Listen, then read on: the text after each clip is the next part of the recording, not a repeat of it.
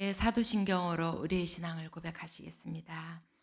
전능하사 천지를 만드신 하나님 아버지를 내가 믿사오며 그 외아들 우리 주 예수 그리스도를 믿사오니 이는 성령으로 잉태하사 동정녀 마리아에게 나시고 본디오 빌라도에게 고난을 받으사 십자가에 못 박혀 죽으시고 장사한 지 사흘 만에 죽은 자 가운데서 다시 살아나시며 하늘에 오르사 전능하신 하나님 우편에 앉아 계시다가 저리로서 산자와 죽은 자를 심판하러 오시리라. 성령을 믿사오며 거룩한 공회와 성도가 서로 교통하는 것과 죄를 사하여 주시는 것과 몸이 다시 사는 것과 영원히 사는 것을 믿사옵나이다. 아멘. 오늘 볼 찬송은 찬송가 338장 내 주를 가까이 하게 함은입니다. 338장 먼저 가사를 함께 읽어보겠습니다. 내 주를 가까이 하게 함은 십자가 짐 같은 고생이나 내 일생 소원은 늘 찬송하면서 주께 더 나가기 원합니다. 내 고생하는 것 옛 야곱이 돌베개 베고잠 같습니다. 꿈에도 소원이 늘 찬송하면서 주께 더 나가기 원합니다. 천성에 가는 길 험하여도 생명길 되나니 은혜로다. 천사날 부르니 늘 찬송하면서 주께 더 나가기 원합니다. 야곱이 잠 깨어 일어난 후 돌단을 쌓은 것 본받아서 숨질 때 되도록 늘 찬송하면서 주께 더 나가기 원합니다. 아멘. 다 함께 찬양하시겠습니다.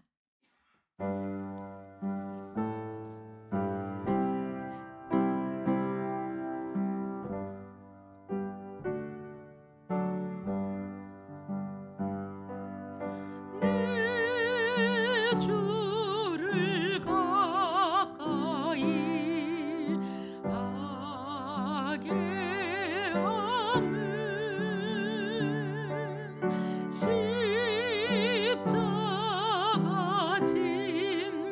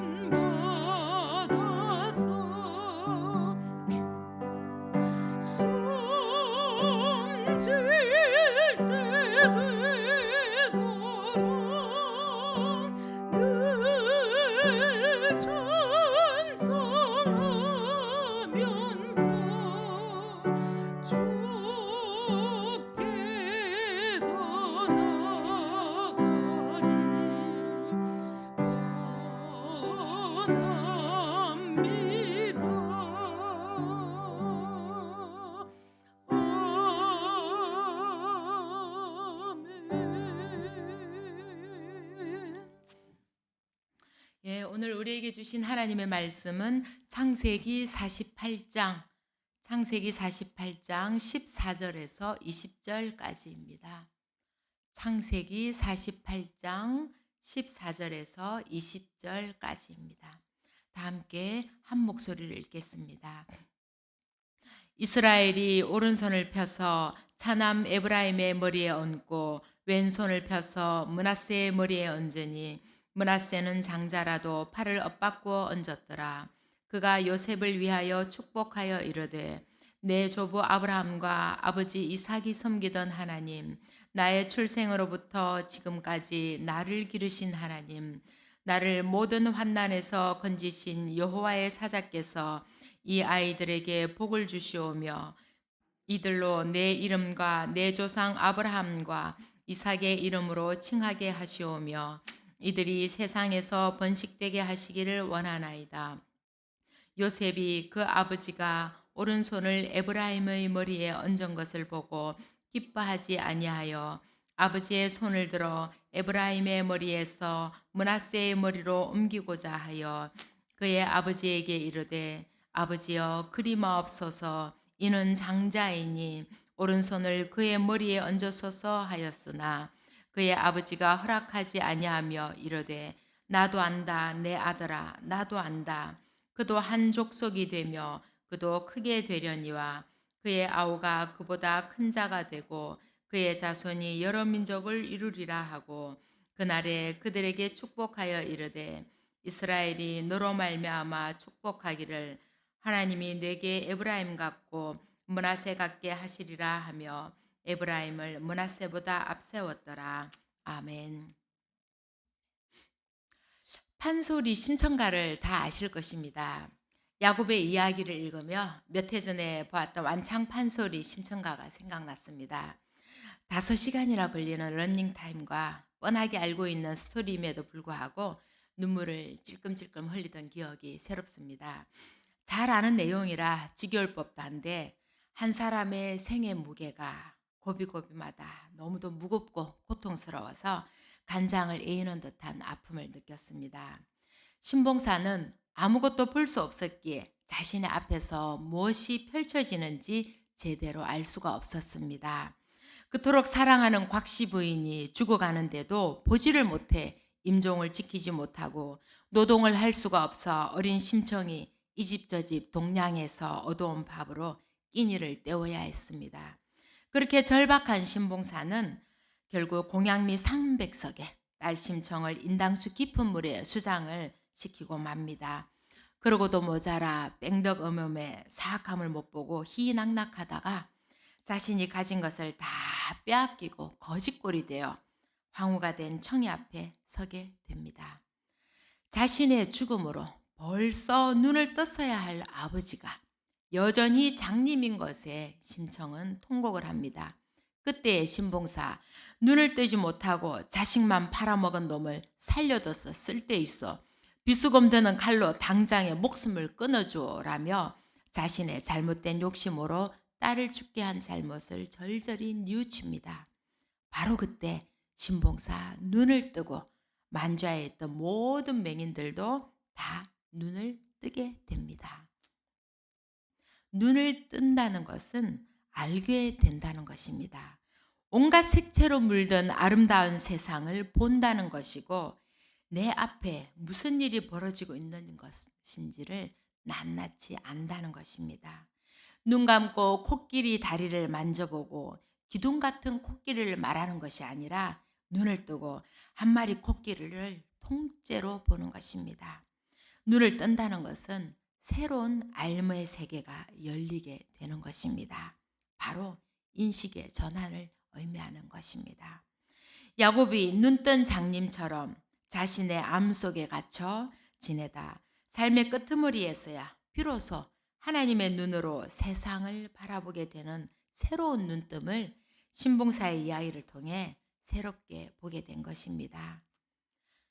야곱이 어떤 사람인지 여러분은 이미 다 알고 있습니다.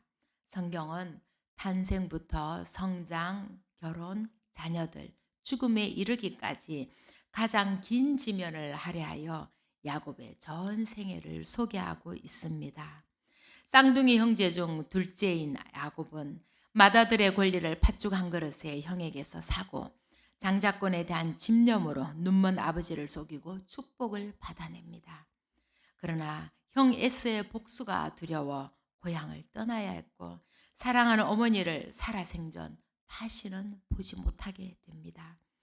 사랑하는 라헬을 얻기 위해 인색하고 고약한 장인 밑에서 20년을 종살이를 하여야 했습니다. 두 아내와 두 첩의 투기로 집안은 조용할 날이 없었습니다. 야복 강가에서 대면한 하나님의 천사와의 씨름에서 축복을 받아내려는 집념 때문에 밤새 씨름하다가 한평생 절름발이로 지내야 했습니다. 성미 급하고 잔인한 성격의 자녀들 때문에 항상 가슴 졸이며 살아야 했습니다. 무엇보다도 가장 큰 고통은 그가 끔찍이 사랑했던 아내 라헬이 막내 아들 베냐민을 낳다가 숨지는 일이었습니다.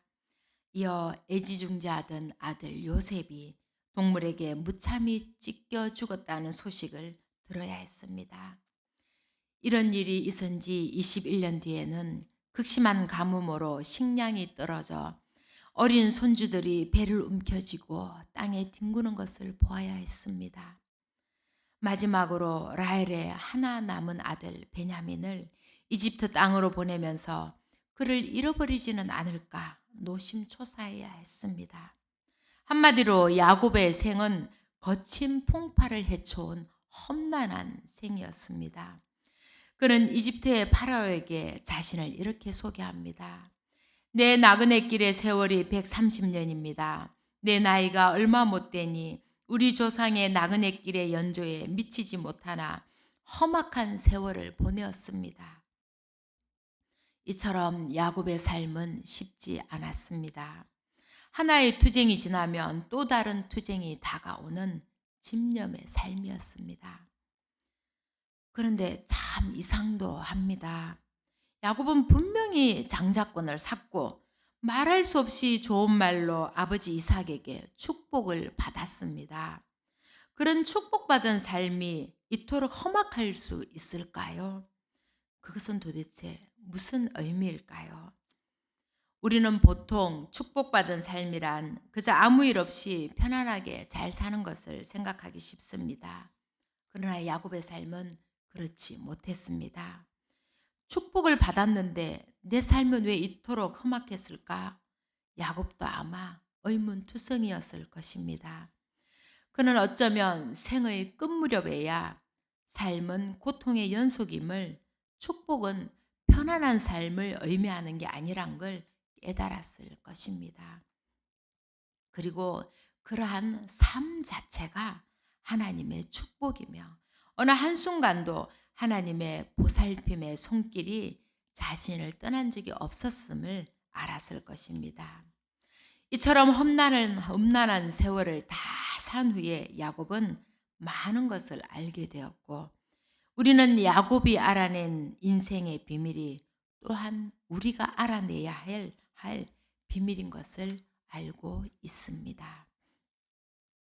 시편 90편은 우리의 연수가 70이요 강건하면 80이라도 그 연수의 자랑은 수고와 슬픔뿐이요 빠르게 지나가니 마치 날아가는 것 같습니다. 라고 말합니다. 이처럼 인간의 삶은 유한하고 그 삶에서 온갖 수고와 갖가지 고통은 빼놓을 수 없는 것입니다. 인생에 찾아오는 수고와 고통은 자연의 법칙이구나 하는 것을 느끼게 하는 한 이야기가 생각납니다. 큰 바다에서 관상용 열대어를 잡아 전 세계에 공급하던 한 회사는 열대어 수송 문제로 골머리를 앓고 있었습니다. 왜냐하면 수송 도중 절반이 넘게 죽는 데다가 그나마 수송에서 살아남은 열대어들도 비실비실해서 상품 가치에 문제가 생긴 것입니다. 그 회사는 이 문제를 해결하기 위해서 온갖 노력을 다 기울였습니다. 심지어 열대어들이 살던 곳에 수초와 모래 암석을 수초 속에 넣어주기도 하였습니다. 하지만 결과는 언제나 마찬가지였습니다. 이 회사의 고민을 전해들은 한 생태학자가 해결책을 내놓았습니다. 즉 수조에다 사나운 문어 한 마리를 넣고 바람을 일으켜 물살을 만들라는 것이었습니다. 그러면 열대어들이 생생하게 살아있을 것이라고 했습니다. 그들이 생태학자 말대로 하였더니 놀라운 일이 벌어졌습니다. 장시간의 수송을 끝내고 육지에 도착하여 수조를 여니 사나운 문어는 물론이고 대다수의 열대어가 생생하게 살아서 움직이고 있었던 것입니다.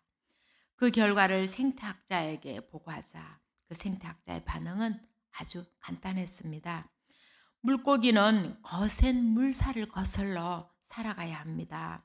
그리고 언제 자기를 해칠지 모르는 무리 속에서 긴장하면서 살아야 합니다. 생태학자는 또한 생명체는 너무 편하면 죽습니다. 항상 긴장 속에 살아야 생명을 간직할 수 있습니다. 라고 했습니다. 어쩌면 맞는 말일지 모르겠습니다. 인간도 너무 편하면 생의 활력을 잃어버립니다.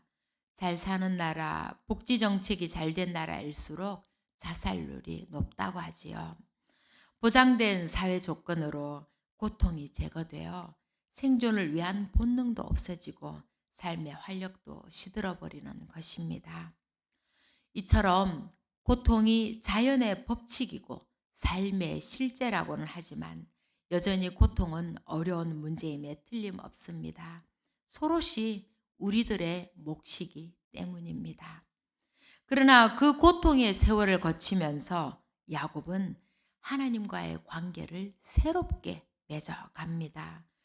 차자의 머리에 오른손을 올렸을 때 그는 이전에 자신이 속여서 자신을 축복하게 한 아버지 이삭의 심정을 느꼈을 것이고 그것으로 인해 에서와의 관계에서 경험한 오랜 고통의 역사를 기억하였을 것입니다. 그는 어쩌면 자신의 손을 거두어 앞으로 있을 갈등을 없애버리고 싶었을 것입니다. 그러나 그는 그렇게 하지 않았습니다.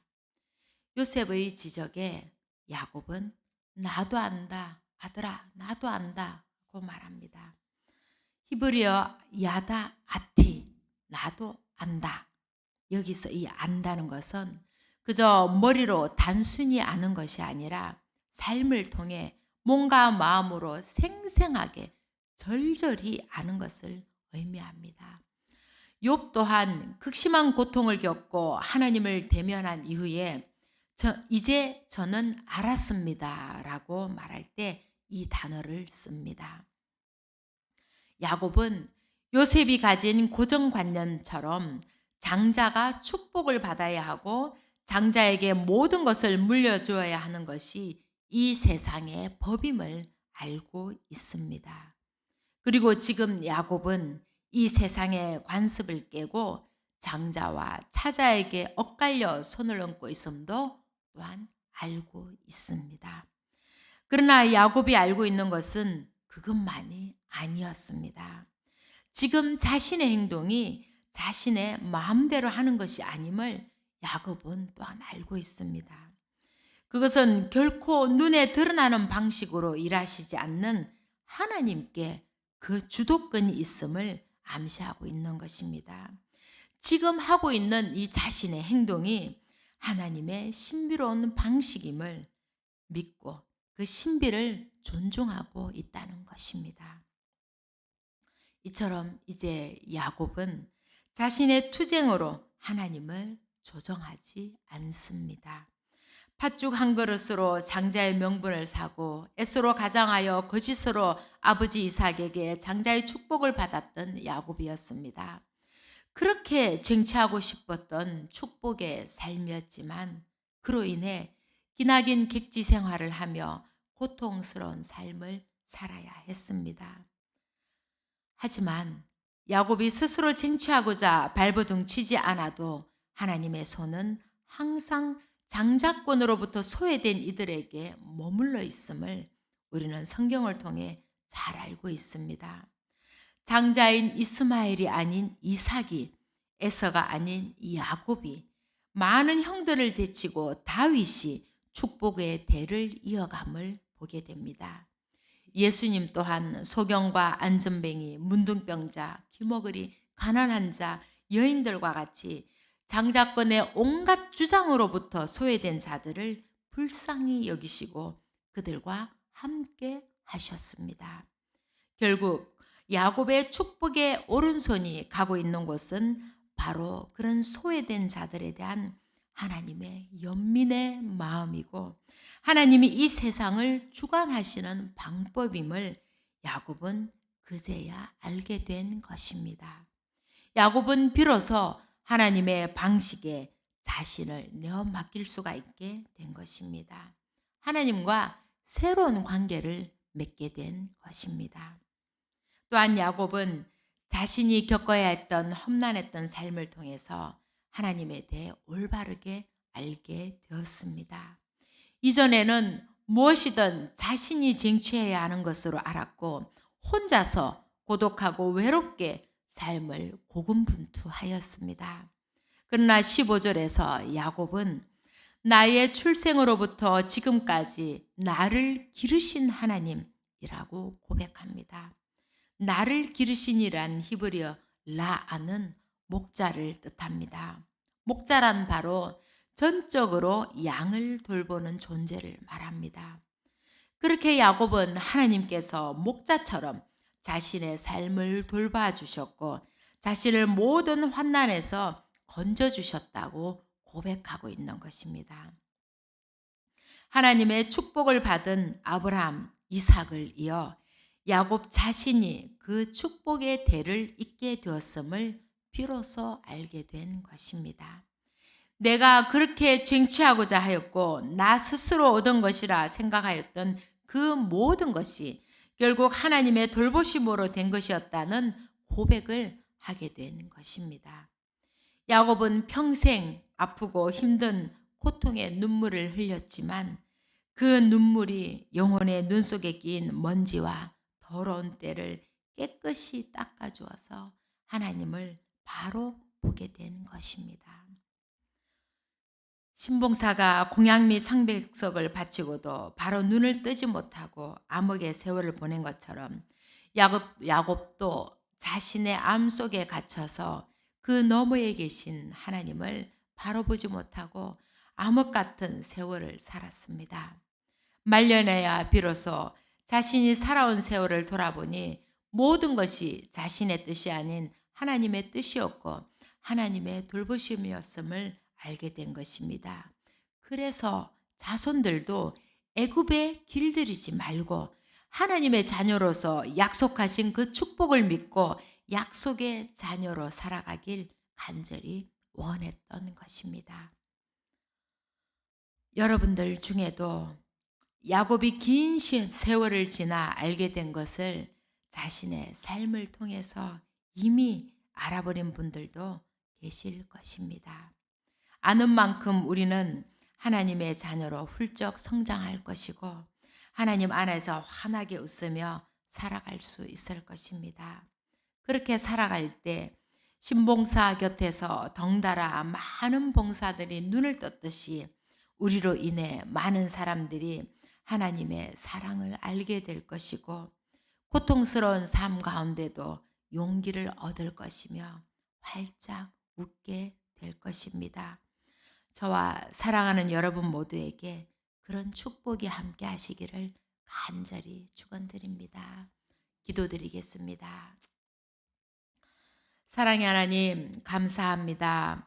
오늘도 하나님을 바라보게 하시고 하나님의 뜻을 따라 살고자 애쓰게 하시니 감사합니다. 저희의 삶을 주장하여 주시고 주님의 말씀 가운데 바로 설 수 있도록 인도하여 주옵소서. 우리의 삶이 어떠한 모습으로 펼쳐지든 하나님이 이 삶의 주인이시며 목자처럼 먹이고 입히시고 보호해 주고 계심을 믿습니다. 자신의 뜻을 주장하기에 앞서 하나님의 은혜 가운데 잠잠히 머물 수 있는 저희가 될 수 있도록 도와주시옵소서. 그래서 반듯한 신앙의 유산을 자손들에게 물려줄 수 있는 귀한 그리스도인으로 바로 서게 하옵소서.